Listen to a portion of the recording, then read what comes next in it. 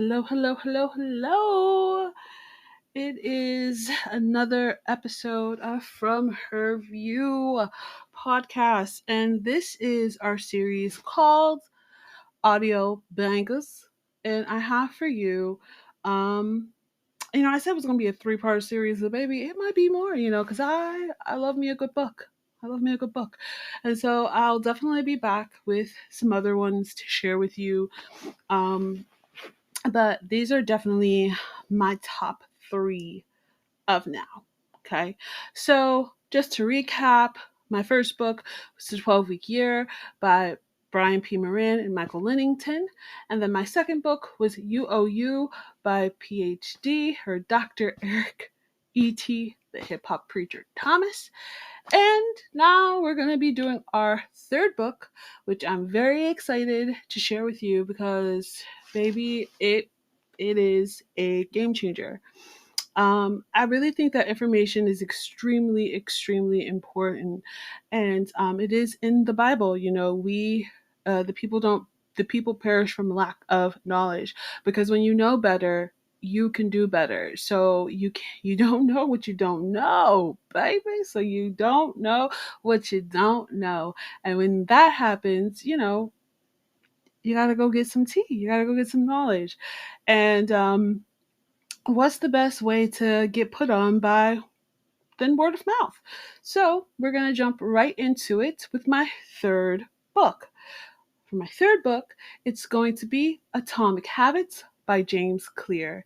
And baby, when I tell you how many times I've re-listened to the 12-week year, like the 12-week year, first of all, these three books together, dangerous, baby, dangerous, dangerous. If you get your goals structured in a way of like, okay, this is how I'm going to execute my, like, this is what I want to execute, and this is the time that I'm going to do it in, with the 12-week year. And then on top of that, you take the fact that, okay, ain't nobody going to hand this out to me. Like, I got to get this myself. Like, I got to put some of these negative thoughts and habits and behaviors and the blame game and all that stuff and all these barriers I create. I'm the barrier for myself. Like, I owe this to myself, and I need to figure out what my superpower is, and I find out what my superpower is, and then this book on top of it, you're going to be dangerous. You're going to be dangerous.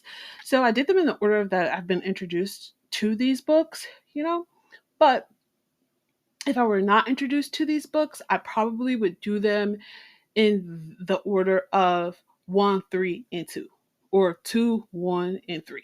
You know what I'm saying? But it is what it is. This is how I organically came upon this information. And so that's how I'm going to give it to you in the same way that I organically came upon this information. So let's get into it. So Atomic Habits is a book about how James Clear had studied different ways on why, like, not study different ways, but like basically it's talking about like how goals themselves don't work, that you need systems. So in order to be effective at anything, you need to have a system. So he's saying, he was a nail biter, and he was like, okay, I'm going to actually go to get my nails done, because that's going to be the system that I put into place of consistently going to get manicures.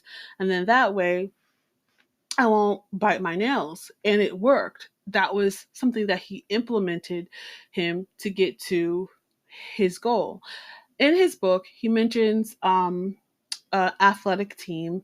Cannot remember the athletic team off the top of my head. Yeah, I cannot remember. It was a cycling team. I remember that. But it talks about how their main objective, their main goal is to win. Is to win. That's it. The goal is to win. But in order to win, they have to have certain systems in place for that. So he said they went to the point of, doing research on what would be the perfect seat for them to sit on, research on what would be what would be the perfect bed. They had a surgeon come in and teach them how to properly wash their hands so they wouldn't get sick. Like all these different things, all these different, you know, steps involved in order to get them to where they say that they want to go. I really like this book because it opens your eyes up even bigger, right? And I'm going to keep tagging onto the other book, even though they have no correlation with one another, you know, no affiliation with one another, but I'm just going to keep going back and forth with them. So, in the 12-week year, we figured out a way on how to say what's important to us. So, you know, I talk about my 5 pillars of things that are important to me: my faith, my family, my finances, my future, and fitness, right? Those are the things that are important to me. Within them are subcategories. That would be spending time with my kids for family. So, spending time with my kids. One of the things that would be a perfect system to implement in that would be, okay, I will schedule 1 hour a week of individual time with this child. I will schedule 1 hour a week with individual time with this child. So that is the subcategory. But what are the systems that I can do? I make sure that, you know, I don't do anything that would impede upon that time. And have something that, you know, they decide that they want to do. But that's the system in order to get to the goal that I say, which is spending more time with my kids. One of the things is fitness, right? Contrary to popular belief, you don't get abs in the gym, you actually get abs in the kitchen, chat. And it's actually what we source our body with energy. And it's a concept that eludes a lot of people because they think, oh yeah, I put in work. I put in work. And then they undo the work by whatever they eat. And girl, she is a culprit for that. So I'm not even gonna get on here on God's internet and be like, y'all are shady, because I'm not at the, not necessarily the weight, but I'm not at the health that I want to be. So I can't judge you on that. But what I can say is one of the things that I have implemented with myself is always having the snacks on deck. And what does that mean? Great snacks. If I say that I want to succeed in fitness, okay, well, there's a lot of steps for that. Okay, so my steps would be, okay, I want to go to the gym at least a minimum of 3 days a week. That would be leg day, a push day, and a pull day. Okay, cool. That's a goal. But what James Clear is going to teach you in the book Atomic Habits is how to make these things a part of your nature, and how you set systems in place so this can be a good habit. One of the great things that I love about this book is he's like, if this goes against your nature, like there's a thing between like being disciplined in an area to do something, but then it's also something where it's like completely against your nature to attain a thing. So let's say you are just not a morning person. Like you're just not. Like you cannot wake up at 5 a.m. You cannot be a 5 a.m. girly at the gym, waking up at 3 o'clock in the morning and then getting ready and being at the gym. Like you're just not capable of that. And he's like, okay, you're not capable of that. Well, now you need to figure out, when do you have high energy times to implement this specific system. It's as simple as that, guys. It's as simple as that. So, a system for myself. I always keep a gym bag in my car with a swimsuit in case I go to the gym where there's a pool and I want to go swimming. And, you know, a change of clothes, you know, a full Lady MacGyver kit, shoes, all that. And I always keep that in my car with me. I always keep bottles of water, bottles of body armor. I also keep protein bars and trail mix and things of that nature on my person. I'm not at this current moment partaking in caffeine, but I also would have like my K cup smug creamer with me and all those things like that. That is a system that I set up to be like, hey, no matter where I'm at, if I feel the need to be like, oh, I'm so hungry, I can make a positive choice in choosing one of these items versus making a negative choice in choosing something else. And it is a process that actually works. You are not capable of achieving the things that you want to achieve. The thing is that you probably just don't have those systems in place to do those things. So I, for one, am fine tuning a system for myself. And this fine tuning system is okay, I work 3.5 days at my full time job out of the week. It's 3.5 days. During those 3.5 days, my room will look like a hurricane came through it. So, the beginning of the week, my bed is getting big, my pillows is fluff, my bedroom's looking good and stuff. And then day two of the 3.5 days, um, it just is like a cyclone. You know what I'm saying? It's just, a mess. So I have to figure out, okay, what would be a good system for me to put into place for these things to not happen. So I'm going over a couple of things, and I kind of think I've gotten it squared away. Oh, excuse me. Oh my god, that came out of nowhere. Sorry, guys. But I'm trying to think of what would be some good systems to put into place. So, for one, I don't have one hamper for my bedroom. I have two. So there's never going to be a point in time where they should actually be closed on my floor, because I have a hamper by my closet, I have a hamper by my bathroom door, and hampers galore. Another thing is that I have a box that I bought hangers in bulk, and I have this box. And I keep the box because I didn't use all the hangers in bulk. But one of the things that I'm implementing is when I take something out of my closet, instead of ripping it off the hanger or taking it off the hanger and hanging the hanger back up, I'm actually throwing it back into this box. So when I do laundry, I have all my hangers accounted for, and I'm not scrambling, pulling everything everywhere, trying to find hangers. I pretty much have it down to a science for myself to set me up for success, to have everything I pretty much need like in my car. So I always have a coat in my car. I always have my work badge in my car. I always carry like medication and aspirin and floss and everything on my person at all times. Those are kind of some of the systems that are working for me. Also, one of the weird things I do, like I'm so strange.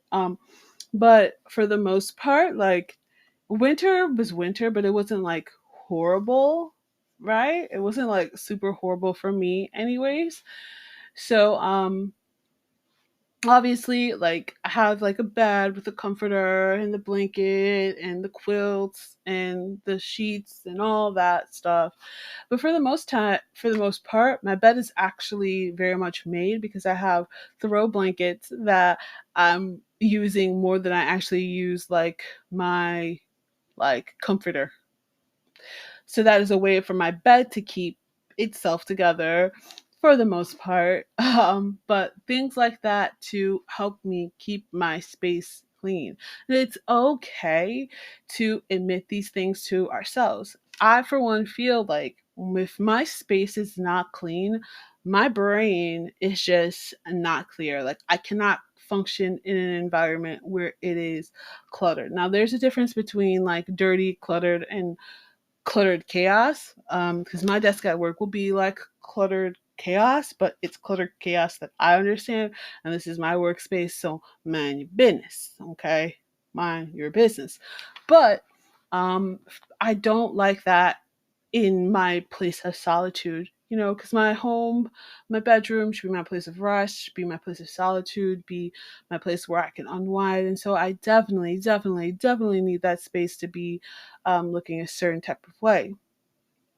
So I like this book because it's as simple as those things. And he's like, if you have these systems in place, you will succeed way more than just saying, I'm setting this goal. He was like, so there's nothing wrong with goal setting as far as like the 12-week year. Like, I want to have a goal of, being the number one seller in my company, right? I want that for as a goal, but I can't just leave it at that. I have to put actionable steps into play that I know that are achievable, that are smart goals. Okay? Smart goals, right? That they're actually achievable and manageable for me to do. So, Atomic Habits by James Clear, and I love how he like breaks down the name of it. And he's like, well, atomic, you think about an atomic is like big, you think about an atomic bomb going off and it's like a huge explosion. But he's like, actually an atom itself is very, very, very, very, very, very, very, very small. And he's saying you don't have to make the complete 180 the 180 change into an area. You just have to, pitch a vote for that area. So I like the way that he describes this one. He's like, you want to be a runner. Well, you have to start thinking like a runner. Well, as a runner, I think it's best that I invest in good running shoes. Or if I'm a runner, I think I should kind of figure out what type of food I should be fueling myself in. And he's like, you're never going to be 100% into the habit of a runner at the beginning, but you can make small votes towards being a runner. And he said, the only way that you're going to really get yourself involved and get yourself on that path is self identifying with that thing that you want. So if I self identify as a billionaire, I'm going to be a billionaire. I'm going to investigate on, okay, what are some of the things that billionaires do? What are some of the things that billionaires read? What are some of the habits that they have? And is there a way that I can implement these habits in my life and in a way that it's not it's not comfortable, because it shouldn't be comfortable, but I know that I can set myself up for success in this area, right? So one of my favorite billionaires that I think is super awesome is Warren Buffett. You want to know what he reads a lot. He consumes a lot of information, but one of the things also about him is he's extremely analytical. Um, he would read stock reports that were like years before that day. So, like, instead of, reading today's newspaper, he was reading the newspaper from like 30 years ago, and seeing, okay, this is where this stock was this, and reports and stuff from that era. And they were like, well, why are you reading this in like current time? He's like, to see the patterns. This information is still prevalent.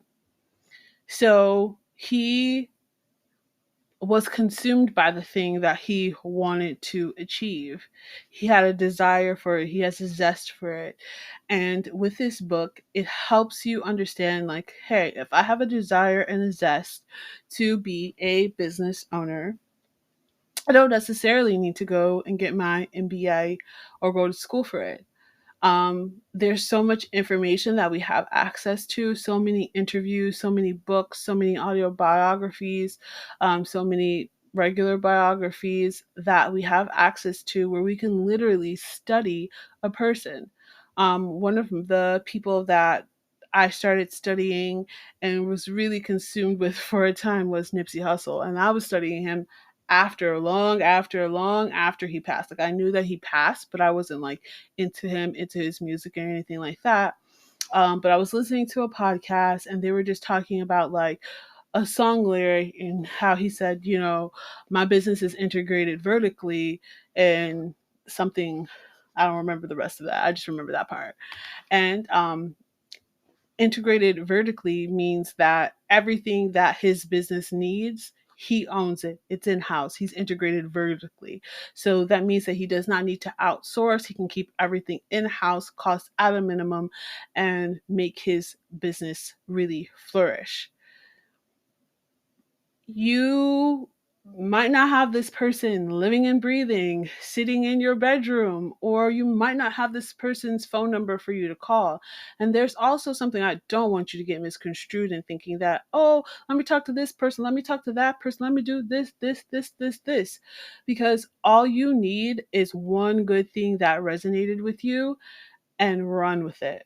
If you have that one thing and you run with it, you are going to succeed tenfold. I decided, like, hey, I wanted to be better with money. I studied budgeting because the way that I was budgeting was just not working. And I was able to save up money to do it and everything like that. But then, life happens and whatever the case may be. And so now I'm back on that journey once again. And there's nothing wrong with that. But it's easy because I already have that system in place. And now I have it tweaked in a way where it's virtually synonymous with me. Like we are merged, we are one, and it's something that I should be able to utilize no matter what. And that's how we're going to succeed. We have to take a step and look at our lives and the ways that we are allocating our time and what does that look like.